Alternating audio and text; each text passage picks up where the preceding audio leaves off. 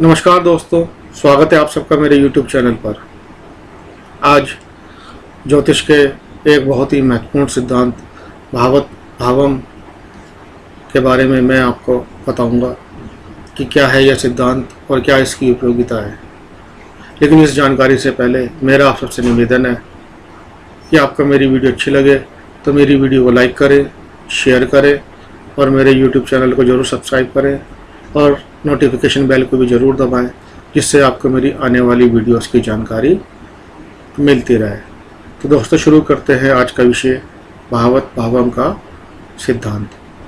दोस्तों, ज्योतिष शास्त्र में जब किसी जातक की कुंडली देखी जाती है और उसका फलित किया जाता है तब बहुत सारे नियमों का पालन करा जाता है। उन नियमों को कुंडली पर अप्लाई किया जाता है।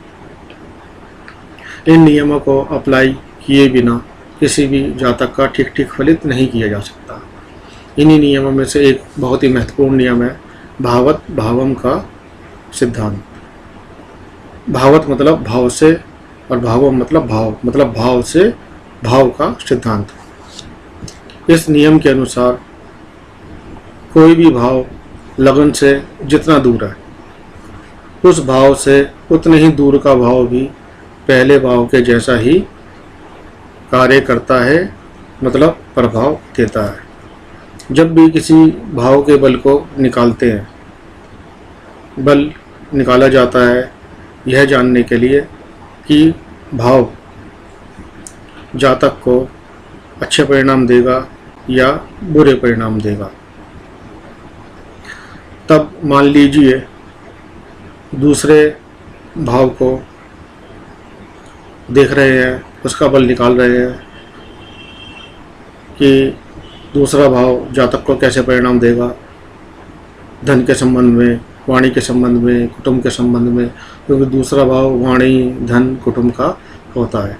तब दूसरे भाव के साथ साथ अब दूसरा भाव लगन से दूसरा भाव हुआ, तो ऐसे ही दूसरे से दूसरा भाव हुआ तीसरा भाव, तो तीसरे भाव को भी जरूर देखेंगे दूसरे भाव के साथ साथ। अब मैं आपको आगे के भाव के बारे में बताता हूँ। जैसे मैंने आपको बताया कि दूसरे से दूसरा, यहाँ एक बात बहुत महत्वपूर्ण है कि जो पहला भाव है उसके लिए ये नियम नहीं लगाते, क्योंकि पहले से पहले ही भाव हुआ। अब दूसरा भाव दूसरे से दूसरा या दूसरे भाव को जरूर गिनेंगे, तो पहला दूसरा, दूसरे से दूसरा हुआ तीसरा भाव, ऐसे तीसरे से तीसरा, तो तीसरे भाव को जरूर गिनेंगे, तीसरा, चौथा, पांचवा, तो 1 2 3। पहला घर लगन से 3 घर है, 1 2 3, ऐसे तीसरे से 3 घर दूर हुआ तीसरा, चौथा, पांचवा भाव।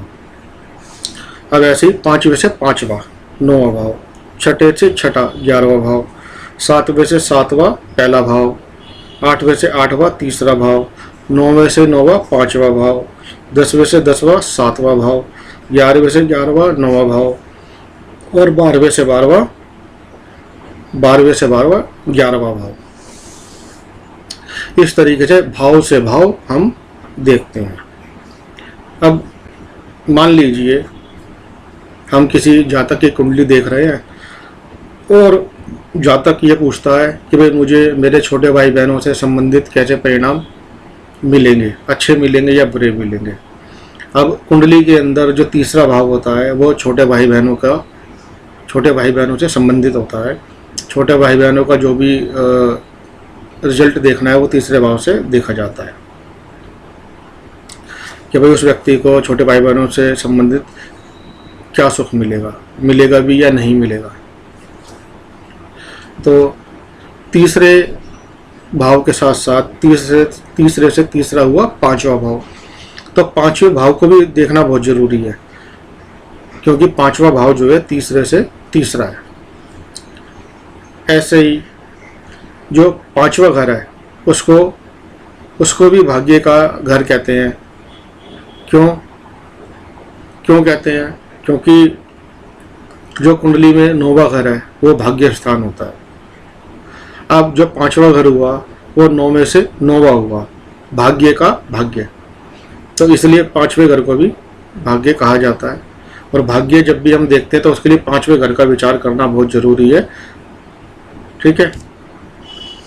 अब मान लीजिए किसी जातक की पार्टनरशिप देखनी है कि बिजनेस में जो इसकी पार्टनरशिप है वो कैसी रहेगी, इसको शुभ फल देगी या शुभ फल देगी। तो पार्टनरशिप जन्म कुंडली के 7वें घर से देखते हैं। अब 7वें घर के साथ साथ पहले घर को भी देखना बहुत जरूरी है, क्योंकि जो पहला घर है वो 7वें से 7वां है। अब किसी जातक की आजीविका का विचार करना है, किसकी आजीविका कैसी रहेगी, तो उसके लिए आजीविका का जो घर है जन्म कुंडली का 10वां घर है, 10वें घर से आजीविका का विचार करते हैं। अब 10वें घर से जब देखते हैं तो 10वें घर का 10वां घर हुआ 7वां घर, तो 7वें घर को भी देखना बहुत ज़रूरी है, क्योंकि अगर हम 7वें घर को नहीं देखेंगे तो अच्छे तरीके से ठीक ठीक फलित नहीं कर पाएंगे। ऐसे ही मान लीजिए छठे घर का स्वामी 11वें घर में बली होकर बैठा है, तो उस जातक को नौकरी में उच्च प्रतिष्ठा मिल सकती है, क्योंकि जो छठा घर है वो नौकरी का होता है और छठे से छठा घर हुआ 11वां घर। तो दोस्तों इस तरीके से भावम का जो सिद्धांत है वो काम करता है।